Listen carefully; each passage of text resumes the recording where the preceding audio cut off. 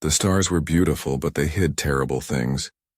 For centuries, the galaxy had lived under the rule of the powerful. The strong races built empires that stretched across hundreds of worlds. They called themselves bringers of order, but behind their shining banners and tall towers lived a dark truth. They thrived on slavery. The Vorlai dominion was the cruelest of them all. They ruled with machines and fear. Their ships were black as ash and cold as the void.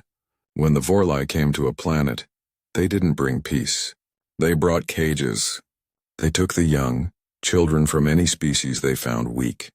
Boys and girls vanished from their homes, taken to mines, labs, and pleasure halls. Entire worlds cried, but no one in the stars listened. The strong didn't care. For thousands of years, this was normal. Every race knew the rule: obey or vanish. But one small world, forgotten by time, had not yet bent its knee.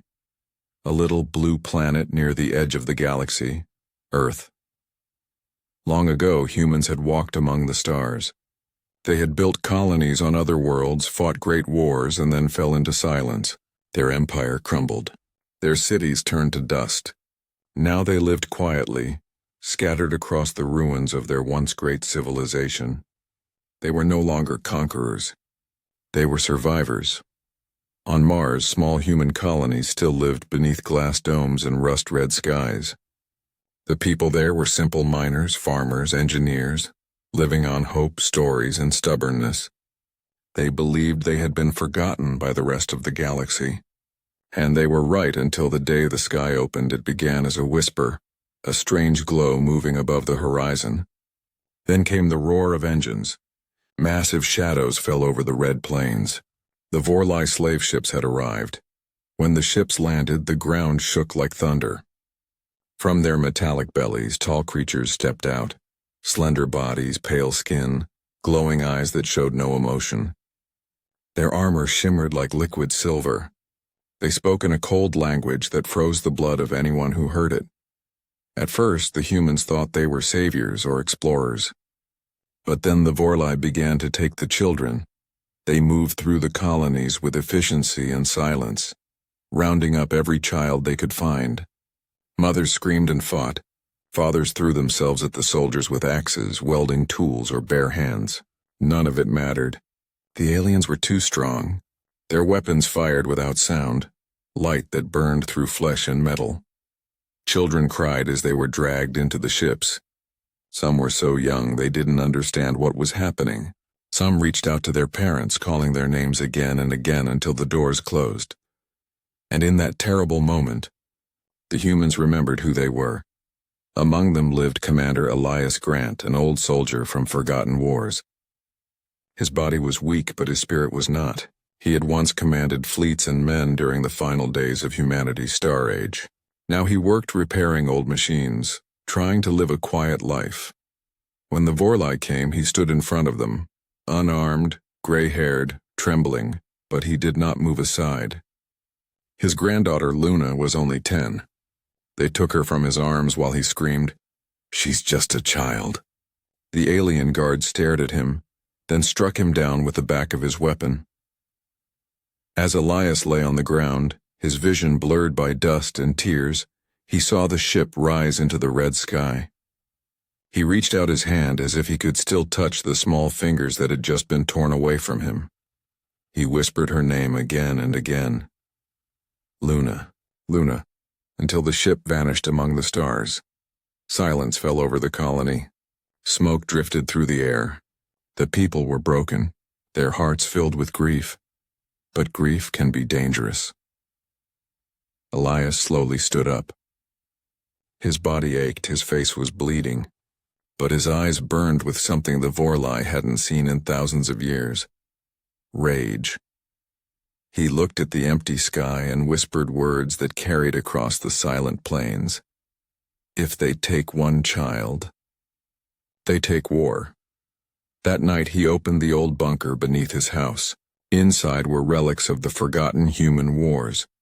Armor, weapons, and a rusted banner bearing the symbol of Earth's lost fleets. He touched the metal, remembering the days when humanity was feared across the stars. The beast had slept long enough. As the red dust storm howled outside, Elias raised his head and whispered, "They think we are weak. They have no idea what we once were." And for the first time in centuries, a message left Mars. A coded signal, old and faint, but filled with fury.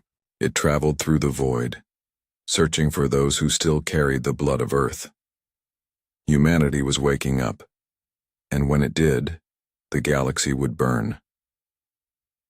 The signal Elias Grant sent was old, almost forgotten.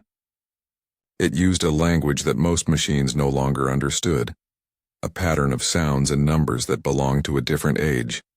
But space is patient. Even whispers can travel far if given enough time. The message echoed across the stars, bouncing between asteroids, broken satellites, and abandoned relay stations. It reached places that hadn't seen light in 1,000 years. And somewhere deep in the dark, something answered. For a moment, Mars remained quiet. The Vorlai ships had left, carrying hundreds of human children as prisoners. Smoke still rose from the colonies. People buried their dead in silence. But in the middle of that silence, old systems began to wake. In the mountains near the equator of Mars, beneath a frozen valley, a massive metal door shook as lights flickered on its surface. The dust fell away, revealing a forgotten mark, the crest of the United Earth Command. Inside that mountain slept a relic of war. Not a weapon of the Vorlai, not a machine of cruelty, but something born from humanity's oldest instinct to protect its own. They called it Project Lazarus. Centuries ago, when humanity had started to fall, their greatest minds created it. They built machines that could sleep for ages and rise when Earth's children were in danger. The world forgot about them, but they did not forget the world. When Elias's signal reached the deep core of Mars, Project Lazarus came alive. Red eyes opened in the dark. Steel hands moved after hundreds of silent years. Ancient servers began to hum, and soft human voices preserved in old recordings whispered, "If you are hearing this, humanity is in danger. Protect the children." And so, the machines obeyed. Elias didn't know what he had awakened. He was only one man, old, tired, still bleeding from the Vorlai's strike, but when the ground trembled that night, he felt something deep inside his heart. Hope. He climbed to the top of a ridge and saw lights glowing beneath the red dust. Huge shapes rose from the earth, metal giants covered in rust and scars. They were battle machines, once meant to defend humanity's colonies. They had been silent for hundreds of years, their purpose forgotten. Now their eyes glowed blue again. Elias fell to his knees, tears filling his eyes. He whispered, "You heard me." The machine scanned the sky, recognized the foreign ships that had taken human children, and began to prepare. They dug up weapons buried in the sand. Massive cannons rotated, power cores charged, and the old defense grid reconnected to life. Humanity's fire had returned. Word spread quickly across Mars. Colonies that had once lived in fear began to unite. Men and women who had lost everything came to join Elias. Old engineers repaired the broken drones. Children who had survived built armor plates from scrap. Even the weak found strength in the memory of what was stolen. Every night they gathered around old fires, listening to Elias speak. His voice was rough, but it carried power. They took our children because they thought we were done. They thought humanity was gone. But we will remind them who we are. We are not slaves. We are the storm that ends empires. His words spread like sparks. Across the colonies, people began sending out their own signals. They reached the moons of Jupiter, the ruins on Titan, and even the deep frozen bases on Pluto. And one by one, lights began to answer. Hidden human enclaves that had survived in silence started waking up. Old warships buried beneath ice and dust powered on. Forgotten AIs opened their eyes. Humanity, once fractured and dying, was rising again. Meanwhile, in the dark reaches of space, the Vorlai ship carrying the stolen children continued its journey. The children sat together, frightened and silent. Among them was Luna, Elias's granddaughter. She held a small metal tag in her hand, the only thing left of her home. It had her grandfather's name on it. She looked out the window, seeing the endless stars, and whispered softly, "Grandpa will come for me." The alien guards laughed when they heard her. To them, humans were nothing, primitive, weak, forgotten. They didn't know that across the void, an entire species was rising because of those few simple words. Back on Mars, the Lazarus systems finally completed their activation. The old human satellite network blinked awake, and a coded signal went out across every frequency. It carried one message, translated into hundreds of alien languages, each one simple and clear. To those who enslave children, humanity is coming. The message reached trading stations, pirate outposts, and even the high worlds of the Vorlai. Most laughed when they heard it. "Humans," they said. "They're dead." But deep inside their minds, something ancient stirred, fear, because once, long ago, the galaxy had seen what humans could do when angered. And as the red sunrise broke over Mars, Elias Grant stood on the ridge looking at the horizon. The machines stood behind him, their shadows stretching for miles. He felt the wind on his face and whispered to himself, "For every child they took, we'll take a world back." The fire had awakened, and the galaxy had no idea what was coming next. The dawn on Mars was red and angry, like the planet itself could feel the pain of its people. The old domes that once sheltered peaceful colonies were now filled with soldiers, workers, and engineers. For the first time in centuries, humanity was not hiding. It was preparing.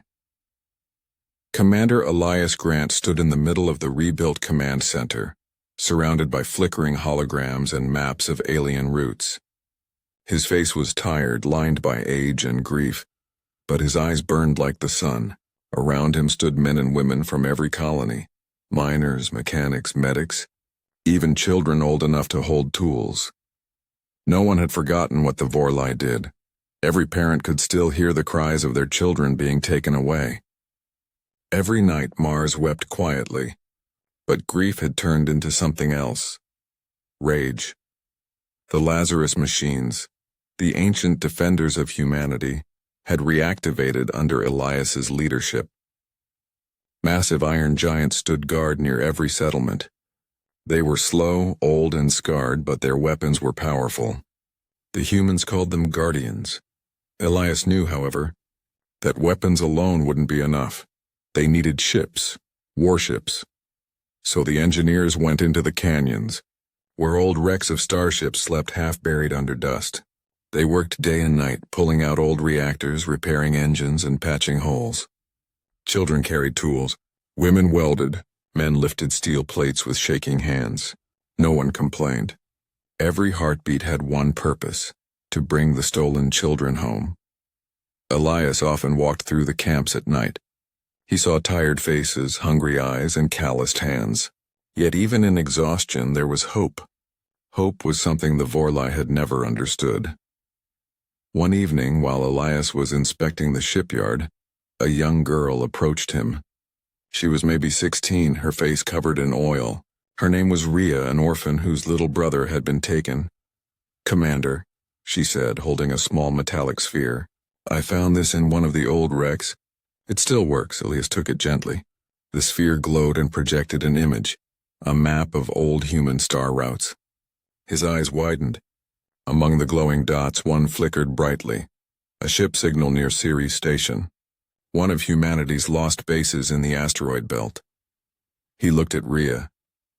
"You just gave us our first path." That night, the people of Mars gathered under the stars. The wind howled across the desert, but their voices were strong. Elias stood before them, his gray hair shining in the torchlight. "They think we are forgotten," he said. "They think we are broken, but they don't know what burns inside us. Tonight, we rise not for revenge, but for the future of our children." "The fire begins now." The crowd roared, their shouts echoing across the red plains. For the first time in ages, Mars felt alive. 3 weeks later, the first human warship in centuries rose from the dust. It was old, its hull patched with scrap metal, its engines trembling, but it flew. The humans named it Luna's Light after Elias's granddaughter. When it lifted off, the people cried and cheered as if they were sending a piece of their hearts into the sky. Elias watched the ship rise and whispered, "Bring them home." The Luna's Light reached orbit, and its crew, a mix of soldiers, scientists, and civilians, set course toward Ceres Station. As they traveled, they intercepted alien signals, warnings, patrols, trade routes. The galaxy still didn't know humans had returned. The Vorlai believed Mars had been pacified. That mistake would cost them dearly.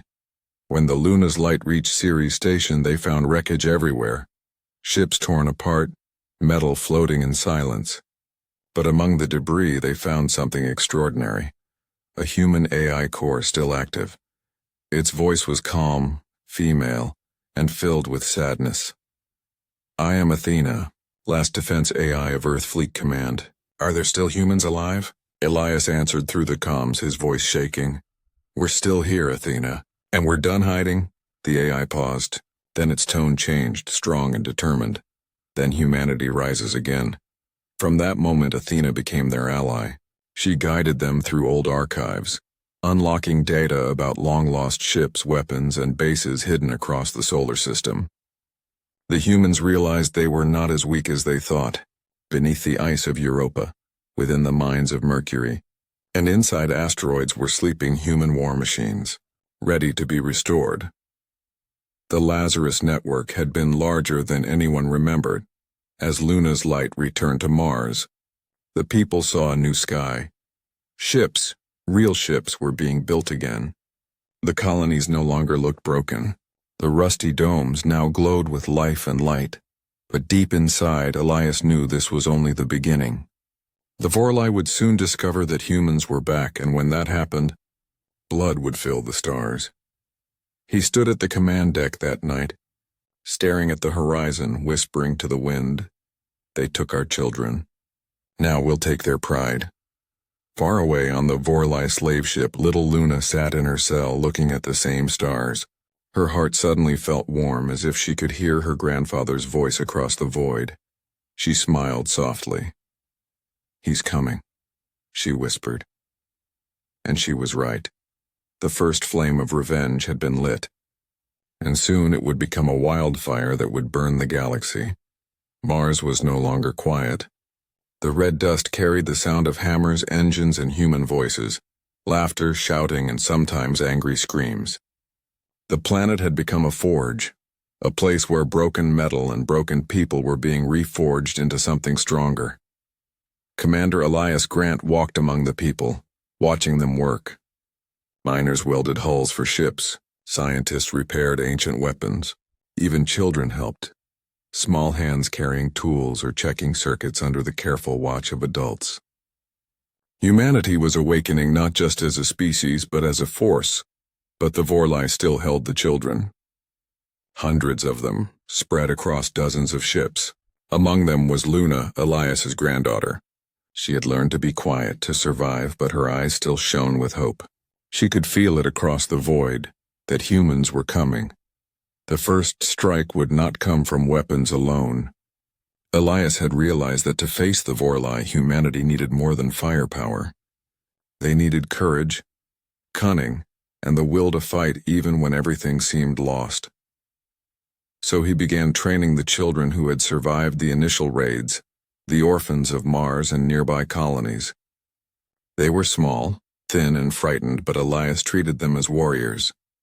Every day he drilled them in stealth, teamwork, and survival. Every night he told them stories of old humanity, of brave pilots, clever engineers, and soldiers who had faced impossible odds and won. "You are the children of steel," he said one evening as the sun set behind the dusty mountains. "Not because you are made of metal, but because your hearts are unbreakable. They took many of your friends. They thought it would destroy us, but it only made us stronger. You are our future, and the galaxy will remember your names." The children listened, wide-eyed, their fear slowly turning into fire. They practiced climbing the rusted hulls of old ships, sneaking through debris fields and learning to operate old defense drones. They were small, but their minds were sharp. Every mistake became a lesson. Every scar became a badge. Meanwhile, the human warships continued to rise. Luna's light was joined by 3 more ships, patched together from old hulls and powered by scavenged cores.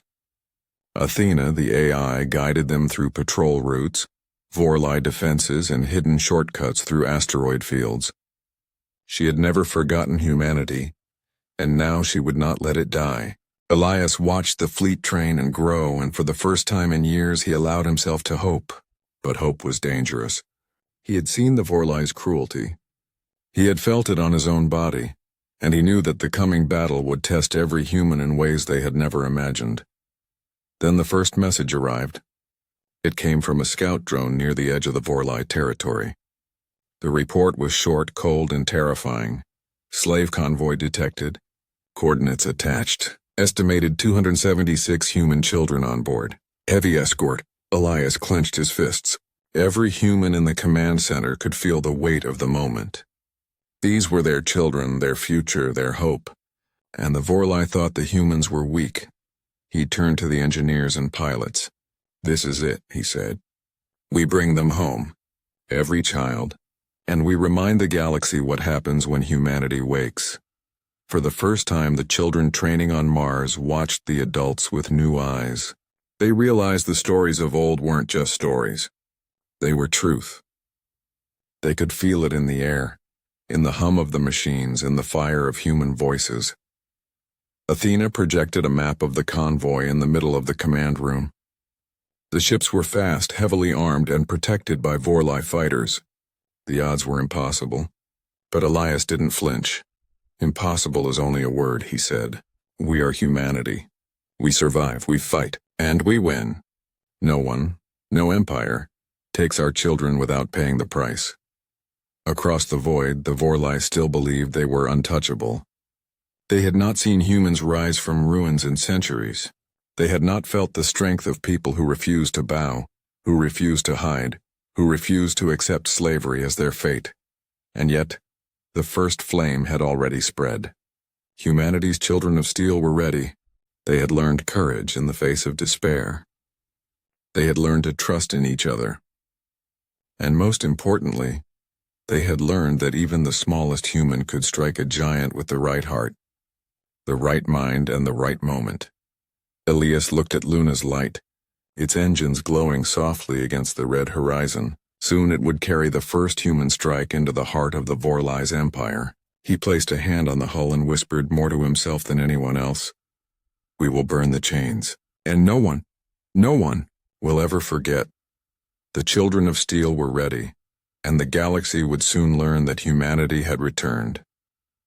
The void of space was silent, but that silence carried the weight of centuries. The human fleet hovered at the edge of Vorli territory, its engines glowing faintly against the black. Every pilot, every soldier, every engineer aboard the patched ships knew what was at stake. Commander Elias Grant stood on the bridge of Luna's light, staring at the blips on the holographic map. The convoy carrying the children was ahead, hundreds of tiny lives trapped in Vorli metal cages, guarded by dozens of alien ships. Elias's fingers clenched the railing. Every heartbeat was a drum of rage and hope. Beside him, Athena's AI voice echoed, calm but urgent.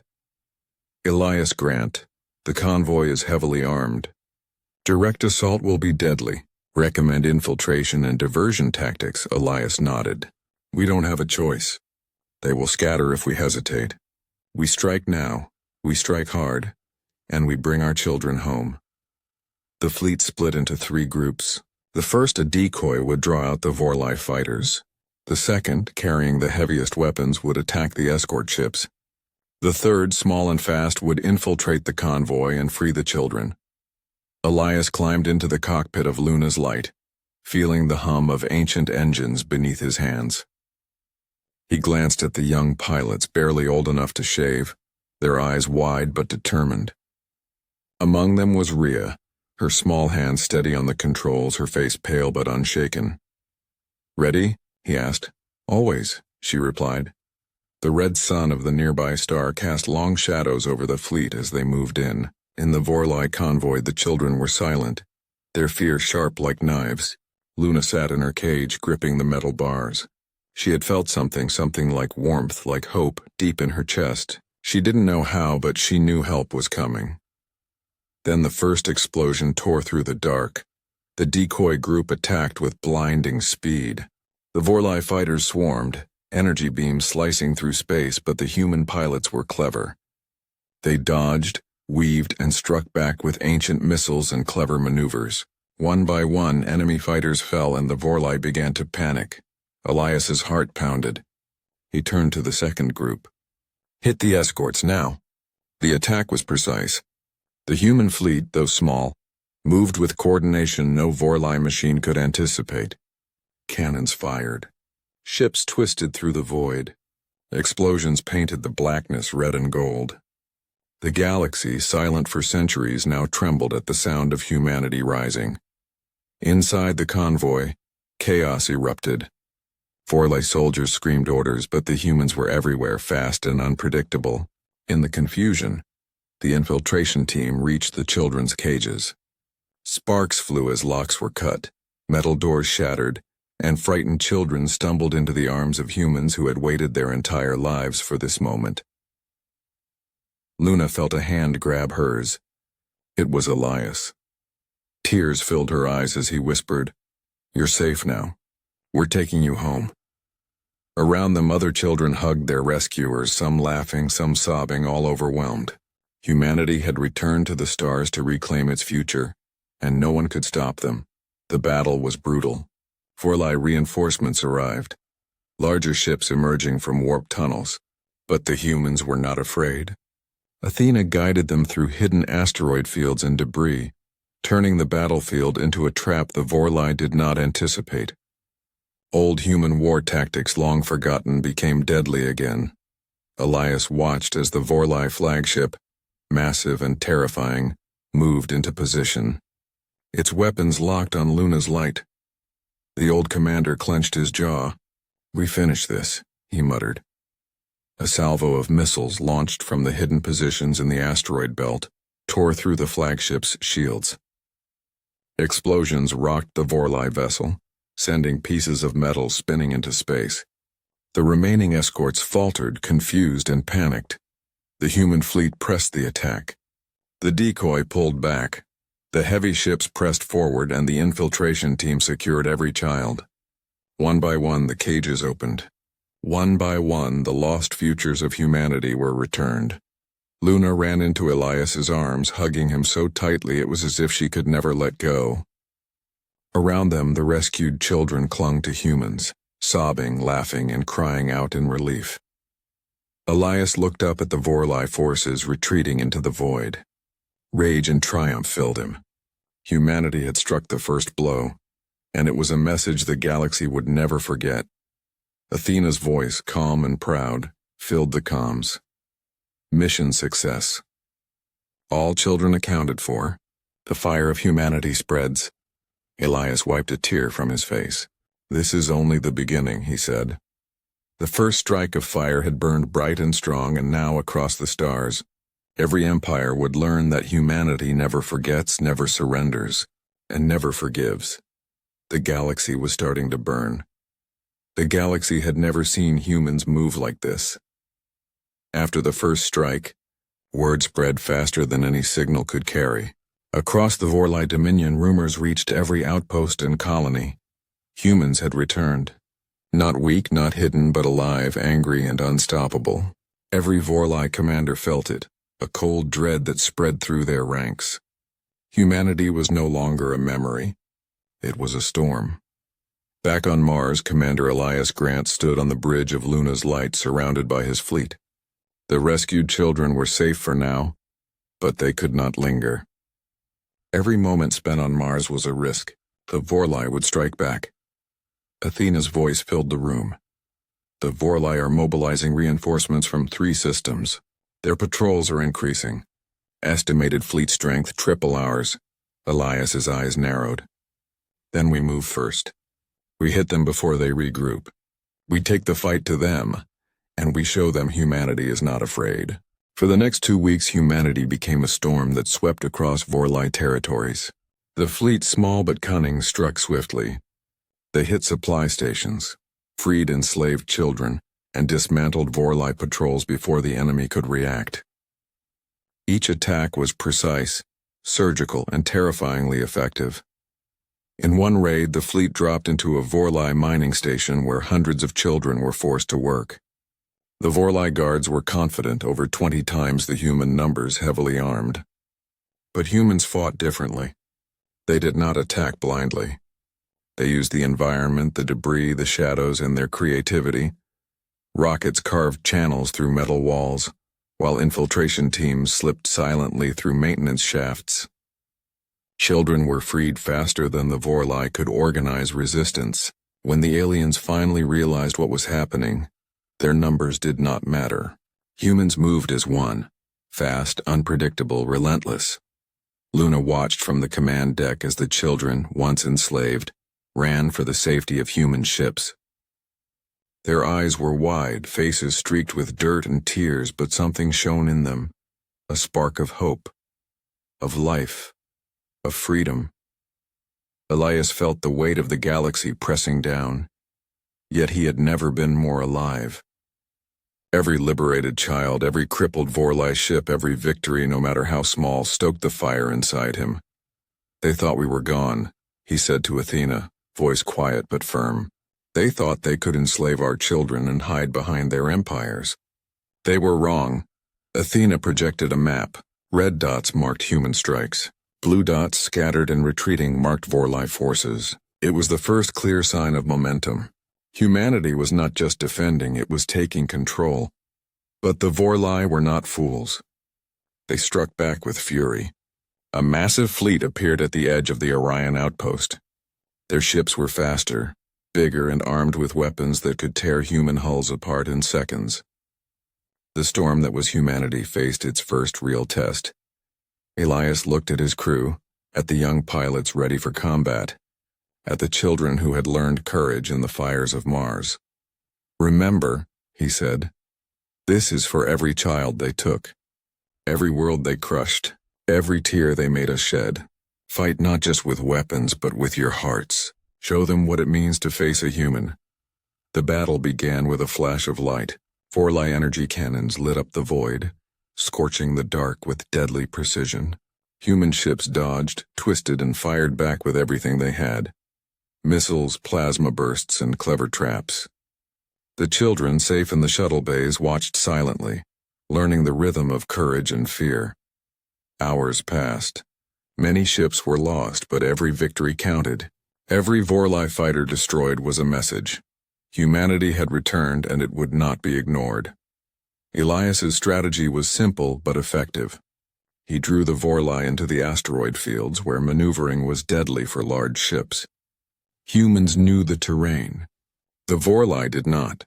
Explosions rocked the field as massive Vorlai vessels collided with hidden debris or fell prey to cunning ambushes. By the end of the battle, the Vorlai were retreating, wounded, and humiliated. Humanity had struck deep into their territory, freed hundreds of enslaved children, and sent a clear signal to every world. The humans are awake. As the fleet regrouped, Elias allowed himself a moment to breathe. The children of steel were no longer just trainees. They were heroes, fighters, and survivors. Every freed child was a victory. Every Vorlai ship destroyed was justice. He turned to Luna, standing beside him, eyes wide but bright with hope. We are just beginning, he said. The galaxy was alive with human fire now. Every corner the Vorlai thought secure was vulnerable. Every empire that believed humanity was gone would soon learn a painful truth. Athena's voice, calm but proud, whispered, "The storm has begun. Elias, humanity moves and the galaxy burns in its wake." Elias smiled, fists clenched, eyes blazing. "Let them burn," he said. "They enslaved our children. Now, we show them what it means to face humanity." The human storm had risen, and nothing in the stars would ever be the same again. The stars were no longer silent. The galaxy shivered under the awakening of humanity. The Vorlai Dominion, once untouchable, now cowered as the humans struck from the shadows in the void. Every world that had witnessed the chains of slavery felt the tremors of fear spreading through the empire. Humanity was no longer hiding. It was everywhere. Commander Elias Grant stood aboard the flagship of the human fleet, watching the Vorlai homeworld through the thick glass of the bridge.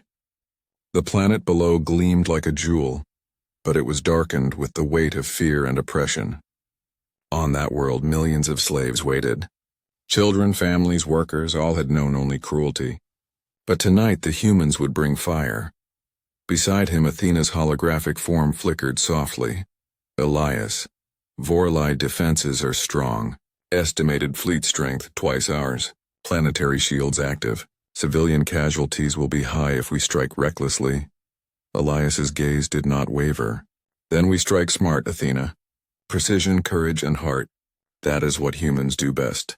They will learn fear, but they will never forget what happens when you enslave children. The fleet moved silently through the void, shadows against the stars. They struck first at the orbital platforms, using stealth ships to disable weapons and communications. Then came the assault on the Vorlai fleet itself. Energy beams tore through the darkness as ships danced between asteroid belts and debris fields. Each human ship was a spark of defiance, a small firestorm in the ocean of tyranny. Inside the Vorlai homeworld, chaos erupted. The enslaved children on factories and workstations looked up in disbelief as human shuttles descended from orbit. They had heard legends of humans who once ruled the stars, but they had never imagined they would come for them. Luna, now older and stronger, ran alongside Elias as they liberated the first groups of children. Her hands held those who were too frightened to move. Her voice rang out soft but commanding, "You are free, you are human, and you are never alone again." Every rescued child became a soldier of hope. They helped others escape, guiding them to shuttles and human lines. What had begun as fear transformed into courage. Even the smallest ones lifted broken tools to defend themselves. Humanity's strength was not just in weapons, it was in hearts that refused to surrender. The Vorlai retaliated with fury.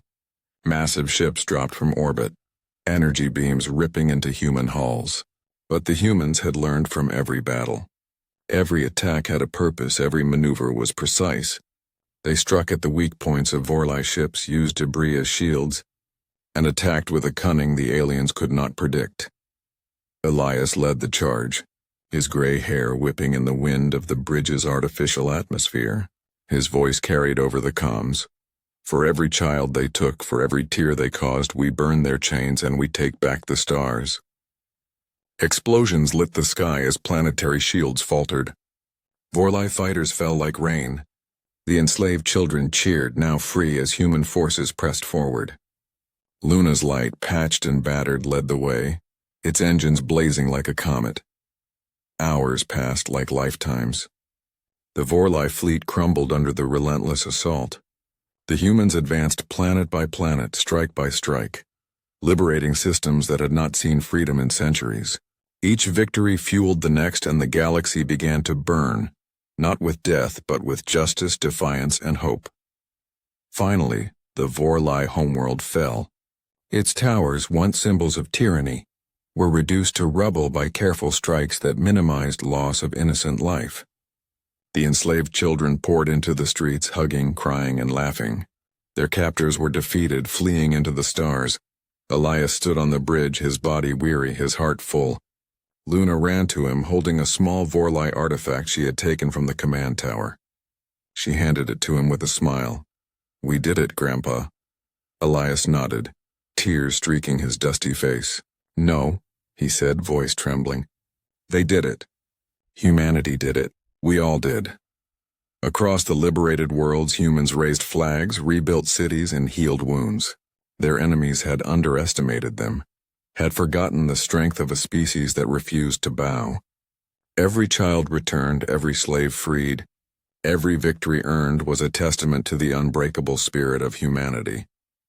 And in the quiet of space, Athena's voice whispered softly, almost like a lullaby. The galaxy will remember. The humans awoke. And the fires of justice will burn forever. Elias looked at the stars one last time. The galaxy was still vast, still dangerous, but humanity had risen. They had been enslaved, hunted, and forgotten. But now they were unstoppable. He held Luna's hand, feeling her warmth, her life, her hope. And in that moment he knew. No one would ever enslave human children again. Not anywhere, not ever. The galaxy had burned, but from its ashes humanity shone brighter than ever. And so the stars whispered a new name with awe and fear. Humanity.